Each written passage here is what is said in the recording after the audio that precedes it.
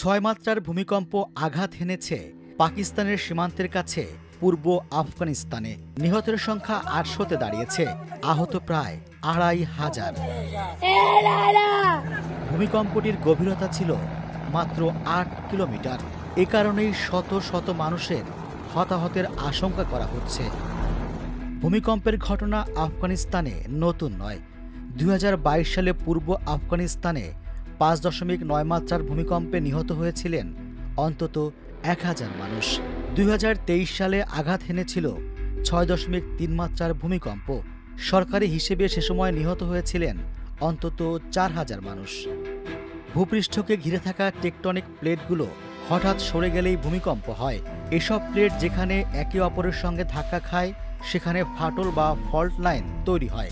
বরাবরই আফগানিস্তান অত্যন্ত ভূমিকম্প প্রবণ দেশ, কারণ দেশটি ভারতীয় ও ইউরেশীয় টেকটনিক প্লেটের সংযোগস্থলে বেশ কয়েকটি ফল্ট লাইনের উপর অবস্থিত। তবে আফগানিস্তানের তুলনায় জাপান কিংবা দক্ষিণ আমেরিকার দেশগুলোতে বেশি ভূমিকম্প হয়। কিন্তু এই দেশগুলোর চেয়ে আফগানিস্তানের বাসিন্দারাই ভূমিকম্পের সময় বেশি ঝুঁকিপূর্ণ অবস্থায় থাকেন, কারণ দেশটির ভবনগুলো কাঠ, কাঁচা ইট বা দুর্বল কংক্রিট দিয়ে তৈরি, যা সাধারণত ভূমিকম্প প্রতিরোধী হয় না।